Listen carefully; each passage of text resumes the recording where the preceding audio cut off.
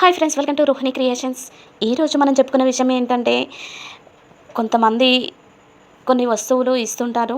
ఉచితంగా పొరపాటున కూడా తీసుకొని 4 వస్తువులు ఉన్నాయండి. అవి ఏంటో ఇప్పుడు మనం తెలుసుకుందాము. ఇక వీడియోలోకి వెళ్తే, ఒక్కొక్కసారి మనకు అవసరమైనప్పుడు ఇతరుల నుండి దేనినైనా అప్పుగా తీసుకుంటూ ఉంటాము. లేదా తెలిసిన వాళ్ళు ఇస్తే లేదా అడిగి తెచ్చుకుంటాము. కానీ ఎట్టి పరిస్థితుల్లో కొన్నింటిని ఉచితంగా తెచ్చుకోకూడదు.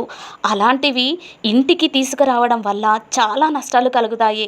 గ్రహాలు, జ్యోతిష్యం మాదిరి వాస్తు కూడా మన జీవితంలో చాలా మార్పును తీసుకురావడానికి సహాయపడుతుంటాయి. వాస్తు కూడా మనం చేసే వాటిల్లో ఏది తప్పు, ఏది ఒప్పు అనేది కూడా చెప్తుంది. కొన్ని పొరపాట్లు చేయడం వల్ల కష్టాలని ఎదుర్కోవడం తప్పదు. ఇతరుల నుండి చాలామంది అప్పుడప్పుడు కొన్ని వస్తువులు ఉచితంగా పొందుతూ ఉంటారు.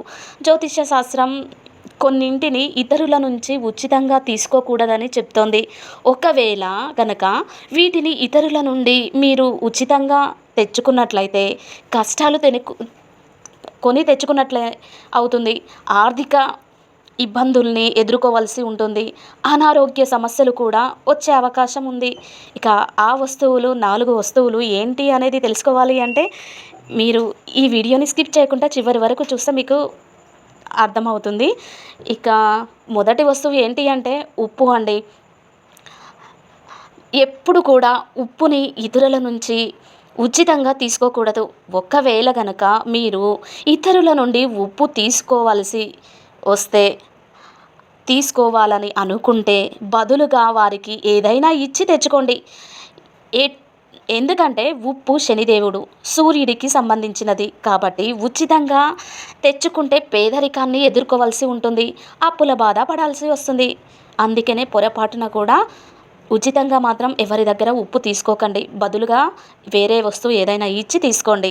ఇక రెండవ వస్తువు ఏంటి అంటే జేబు రుమాలు. జేబు రుమాలు అంటే తెలుసు కదండి, కర్చీపు. వాస్తు ప్రకారం జేబు రుమాలని కూడా ఉచితంగా ఎవరి దగ్గర నుంచి తీసుకోకూడదు. ఎవరికి బహుమతిగా కూడా ఇవ్వకూడదు. ఇతరులు ఇతరులు వాడిన ఈ జేబు రుమాలు ఉంటాయి కదండి, అవి కూడా ఉపయోగించకూడదు. ఇలా చేయడం వలన అనారోగ్య సమస్యలు ఎక్కువ అవుతాయి. ఇక మూడవది ఏమిటి అంటే సూదులండి. సూది లేదు కదా అని ఏం చేస్తుంటారు, మన స్త్రీలు ఏం చేస్తుంటారు, పక్కింటికి వెళ్ళి కొంచెం సూది ఇవ్వవా అని అడుకొచ్చుకుంటారు. పొరపాటున కూడా అలా చేయకండి. వాస్తు శాస్త్రం ప్రకారం ఇతరుల నుంచి ఉచితంగా సూదులు తెచ్చుకోవడం మంచిది కాదు. సూదులు ప్రతికూల శక్తిని కలిగి ఉంటాయి. బంధాలని దెబ్బతీస్తాయి. మానసిక ఒత్తిడిని పెంచుతుంటాయి. అందుకే పొరపాటున కూడా కనీసం బదులుగా కూడా సూది తీసుకొచ్చుకోకండి. ఇక ముఖ్యమైనది 4వ వస్తువు చెప్పులు. ఇతరుల నుండి చెప్పులు పొరపాటున కూడా తెచ్చుకోవద్దండి.